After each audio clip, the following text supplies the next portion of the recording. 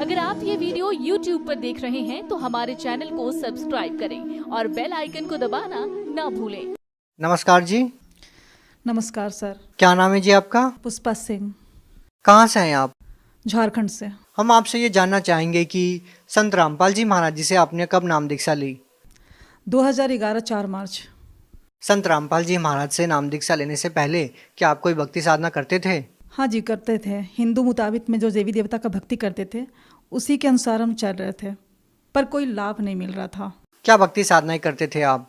देवी देवता की भक्ति, जैसे शंकर भगवान, हनुमान जी। व्रत वगैरह करते थे? हाँ, किया करते थे, जैसे हमारे घर में बताया करते थे तो किया करते थे। आपसे ये जानना चाहेंगे कि फिर आपने संत रामपाल जी महाराज जी से नाम दीक्षा क्यों ली? क्या कारण हुआ कि आपको संत रामपाल जी महाराज जी से नाम दीक्षा लेनी पड़ी? इसके पीछे ये कारण है सर कि अचानक 2010 में मेरी तबीयत काफ़ी बुरी तरह से ख़राब हो चुकी थी, जिसके वजह से हमारे ऊपर काफ़ी अचानक 2010 में मई में मेरी तबीयत काफ़ी ख़राब हो गई। रात 12 बज रहे थे, अचानक मेरा हालत एकदम बिगड़ गया। जीभ काफ़ी लंबे लंबे निकलने लगे और बाल ऑटोमेटिक खुल जाया करता था और आँख घूमने लगते थे। तो मेरे हस्बैंड सोचे कि क्या हो गया अचानक, इसका माइंड क्या हो गया।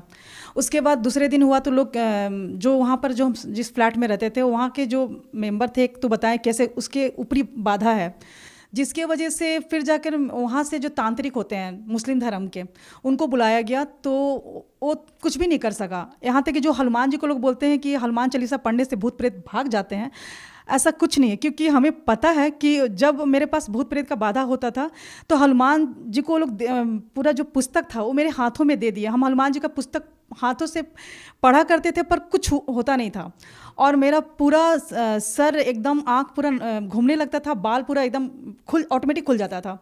तो मेरे घर के सारे लोग बहुत काफ़ी परेशान थे, एकदम काफ़ी निराश हो गए, जिसके वजह से काफ़ी उन लोगों को मतलब दुखों का सामना करना पड़ा। मेरे माँ पिताजी काफ़ी रो रहे थे क्योंकि उस घर की सबसे बड़ी बेटी थे, तो जिसके वजह से वो लोग काफ़ी दिखाने का कोशिश किए, पर कुछ दिन तक ठीक रहता था, पर ऐसा कुछ नहीं हुआ। जब वहाँ हजारीबाग में ठीक नहीं हुआ तो फिर मेरा गांव पड़ता है आरा जिला, वहाँ पर भी लोग दिखाएं किसी न किसी मतलब तांत्रिक से, देवी देवता से, मंदिरों में हनुमान जी, काली जी का सब जगह गए, पर वहाँ भी कुछ ऐसा निवारण नहीं हो सका। उसके बाद फिर वहाँ से वापस आए तो हमारे घर मैके जमशेदपुर पड़ता है, वहाँ पर भी गए तो नवरात्र सब मेरी मम्मी लोग की थी, पर ऐसा कुछ होता नहीं था। मेरा ऑटोमेटिक नवरात्र के ही दिन में मेरे पूरे मतलब 9-10 भूत प्रेत का बाधा ऐसा लग रहा था। फिर मेरी मम्मी बहुत घबराई, फिर एक मुस्लिम धर्म के तांत्रिक के पास लेकर गई, जिससे पता चला कि मेरे अंदर 7-8-10 भूत थे। तो जिसके वजह से वहाँ पर मतलब कुछ दिन तक तो ठीक रहे, 1-2 महीना तक। उसके बाद फिर मेरा वही स्टार्ट होने लगा। फिर दोबारा 2011 में मेरा फरवरी मार्च में मेरे अचानक तबीयत काफ़ी ख़राब हो गया, क्योंकि 26 जनवरी 2011 में नेशनल गेम लगा हुआ था रांची में, जिसकी वजह से हम वहाँ पर कोच का काम करते थे। मेरी अचानक तबीयत काफ़ी ख़राब हो गई, जिसकी वजह से मेरी मम्मी तुरंत जमशेदपुर लेकर गई। वहाँ पर मेरी हालत ख़राब होने की वजह से तांत्रिक के पास गया। वहाँ पर जितने भूत प्रेत था वो निकालने का कोशिश करता था। उसमें से एक कुल देवता थे हमारे जो घर के, मम्मी पापा के घर के मायके घर कुल देवता थे, अनजान बाबा जिनका नाम था। तो वो उस तांत्रिक से नहीं निकल रहा था। उसने पूरे डंके के चोट पे बोल दिया कि अपने बेटी को तू बचा नहीं सकता, चाहे तू कहीं भी किसी भी कोना में पृथ्वी के किसी भी चल जाओ, नहीं बचा सकता है। अगर तुम्हारी बेटी बच सकती है तो सिर्फ एक ही जगह बच सकती है, हरियाणा में बापों का बाप बैठा है, यानी वो परमात्मा बैठा है, वहाँ पर ही तुम्हारी बेटी बच सकती, नहीं तो कहीं भी किसी भी धरती के कोने पर, क्या पूरे ब्रह्मांड में नहीं बचा सकता, सिर्फ हरियाणा में ही जाएगा तो तुम बचा सकते हो। किसने बोला ये मेरे जो अंदर भूत था, कुल देवता अनजान बाबा का नाम से, वो फेमस था, तो उसने कहा। क्या उससे पहले आप लोगों ने संत रामपाल जी महाराज जी का नाम सुना था? नहीं, नाम नहीं सुना था। इसके वजह से हम काफ़ी परेशानियों से घिरे हुए थे। ये कब की बात है? ये 2011 की बात है।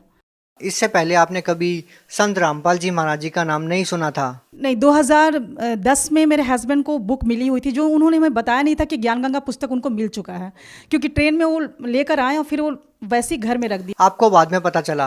हाँ, 2011 में जनवरी के समय में उस बुक को अचानक, हम जैसे हस्बैंड वाइफ दोनों जॉब करते हैं, तो मेरा लेज़र पीरियड था, तो मेरा खाली पीरियड था, तो हम सोचे कि इस बुक में क्या है, ज्ञान गंगा नाम में कुछ डिफरेंट बुक है, तो उस बुक को हम लेकर गए।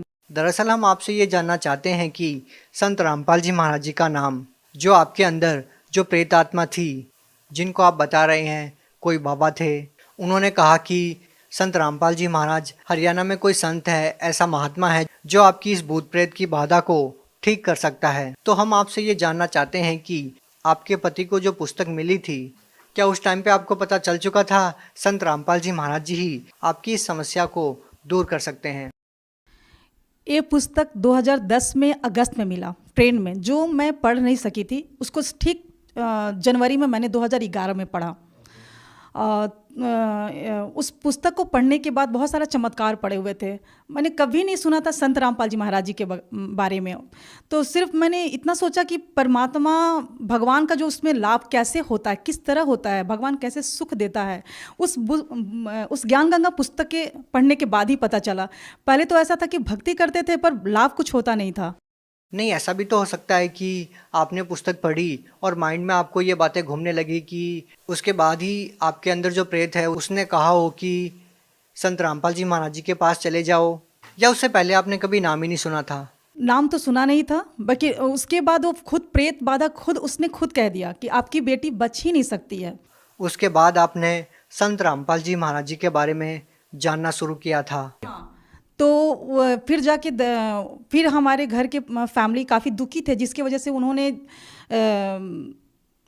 फिर संत रामपाल जी महाराज जी का कैसे जाना होता है, उसका पीछे जो ज्ञान गंगा पुस्तक के पीछे जो नक्शा लिखा हुआ था, उसके मुताबिक हम लोग टिकट कटवाएं और फिर बरवाला आश्रम हरियाणा पहुँचे। अच्छा, जो बातें जहाँ से शुरू होती है वही अब मुकाम पे है कि जैसे ही जो आपके अंदर जो भूत प्रेत की बाधा थी, उन्होंने कहा कि संत रामपाल जी महाराज जी ही ठीक कर सकते हैं, पूरी पृथ्वी पर केवल एक ही जगह है। क्या वो बात सही साबित हुई? जो आपके अंदर भूत प्रेत जो बोल रहा था कि केवल वहीं पर ये बाधा ठीक हो सकती है, तो क्या संत रामपाल जी महाराज जी से नाम दीक्षा लेने के बाद ही आप ठीक हुए? जब हम सब तरह से थक चुके थे, मंदिर, मस्जिद, गुरुद्वारा सब जगह जा चुके थे, जब इंसान का तबीयत खराब होता है ना, तो उसके माँ पिताजी काफ़ी दुखी होते हैं। तब उन समय वो हिंदू, मुस्लिम, सिख, ईसाई नहीं देखते हैं, वो सभी धर्म में जाना स्टार्ट कर देते ताकि उसका बच्चा ठीक हो सके। उस समय वहाँ पर मानसिकता ख़त्म हो जाता है, जाति पाति क्या होता है। तो उसके बाद हमारी जब संत रामपाल जी महाराज जी के शरण में गए, तो जो हमारे भूत पाता का बाधा था, जो हम जिसकी वजह से काफ़ी परेशान हुआ करते थे, वो संत रामपाल जी के महाराज जी के शरण में जाते ही और नाम दीक्षा लेते ही आशीर्वाद मात्र से, सिर्फ दर्शन फर्स्ट बार ही मैंने किया था, ये भी नहीं जानते थे कि संत रामपाल जी महाराज जी कि मतलब क्या होता है। मतलब वहाँ पर जैसे गए तो वहाँ के सभी आश्रम में रखते ही पाँव एक अलग सा माहौल लगा, एक अलग सा दुनिया, जहाँ लगा कि पूरा दुखों का संसार में से निकल के सतलोक जो आश्रम पहुँचे, लगा कि एक बहुत सुकून शांति भरा दुनिया था। जो हमें प्यार उस दुनिया में नहीं मिल सका, वो सतलोक आश्रम में मिला, अपनापन। और संत रामपाल जी महाराज जी के पास जाते हैं हमारा तुरंत जो हमारे भूत प्रेत का जो बाधा था, वो संत रामपाल जी महाराज जी के दया से एकदम बिल्कुल पूरी तरह से ठीक है।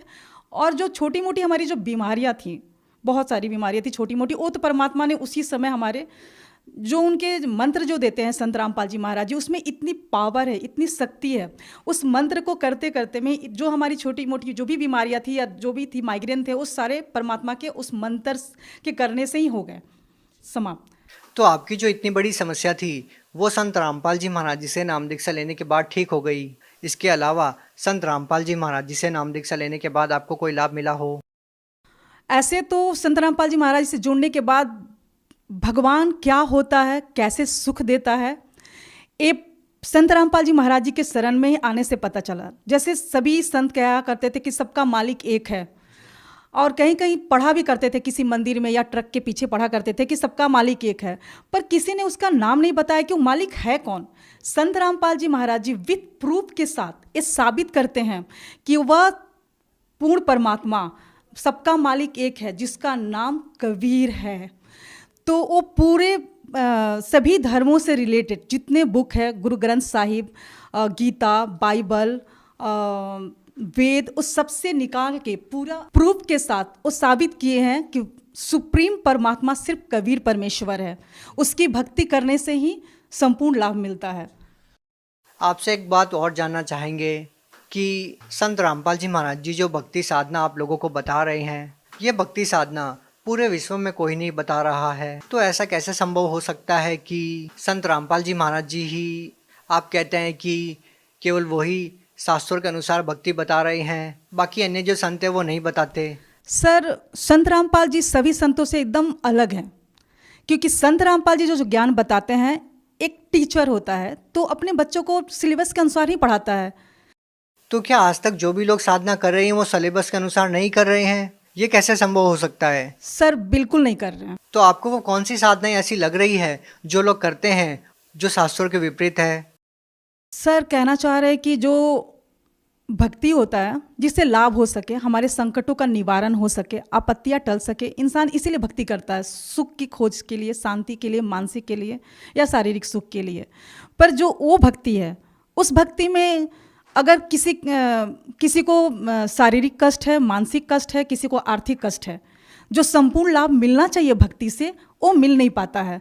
इसलिए आप कह रहे हैं कि वो शास्त्रों के विरुद्ध भक्ति है। एक प्रमाण तो ये। हाँ, वो शास्त्र विरुद्ध भक्ति है। और संत रामपाल जी महाराज जी, पूरे पृथ्वी पर सिर्फ एक ही संत रामपाल जी महाराज जी हैं जो पूरे शास्त्रों के अनुकूल भक्ति बता। मेरा सवाल ये था कि आपको ऐसी कौन सी वो बातें लग रही हैं कि ये शास्त्रों के विरुद्ध है, जो क्रियाएं आपको लगती है आम समाज में, और आप जो क्रियाएं कर रहे हैं वो शास्त्रों के अनुसार है, ऐसा क्या डिफरेंस आपको लगा? सर, शास्त्र विरुद्ध भक्ति में ये है कि जो गीता में मना किया गया है कि व्रत नहीं करना है, फिर भी लोग करते हैं, श्राद्ध नहीं निकालना है, फिर भी लोग करते हैं। और संत रामपाल जी महाराज जी के अनुयायी ना, जो शास्त्रों में लिखा हुआ है, जो संत रामपाल जी महाराज जी शास्त्रों के अनुकूल भक्ति करवाते हैं, उसमें ना वो व्रत करते हैं, ना श्राद्ध निकालते हैं, और बहुत प्रकार का बुराइयां उनके आशीर्वाद मंत्र से ही समाप्त हो जाते हैं। भगत समाज को क्या संदेश देना चाहेंगे?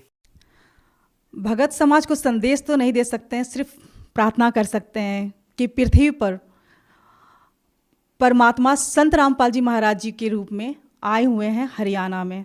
जल्द से जल्द आइए और नाम दीक्षा लीजिए और अपना आत्मा का कल्याण करवाइए। कुछ और कहना चाहेंगे संत रामपाल जी महाराज जी के बारे में? संत रामपाल जी महाराज जी वो संत हैं जो, एक बेटी होती है तो बहुत लोग दुखी हो जाते हैं, तो संत रामपाल जी महाराज जी के अनुयायी ना दहेज लेते हैं ना दहेज देते हैं।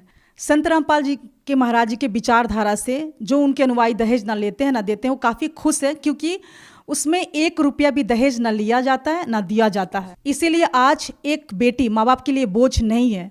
जो सरकार नहीं कर पा रही, वो संत रामपाल जी महाराज जी अपने सत्संग के माध्यम से, अपने विचारधारा के माध्यम से समाज में जो फैली हुई बुराई है, नशा, दहेज प्रथा और अनेकों बुराइयां जो होती है, वो संत रामपाल जी महाराज जी दूर कर रहे हैं। आपके परिवार में और कौन जुड़ा हुआ है? हमारे परिवार में हमारे हस्बैंड और बेटा बेटी। क्या कोई आपके परिवार में ऐसा सदस्य है जो पहले नशा करता हो और संत रामपाल जी महाराज जी से नाम दीक्षा लेने के बाद वो नशा नहीं करता?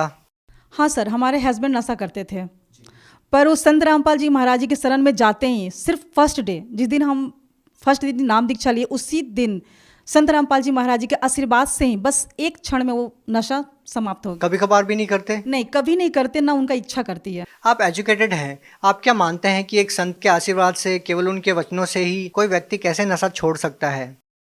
सर, संत रामपाल जी महाराज जी के वचनों में शक्ति है।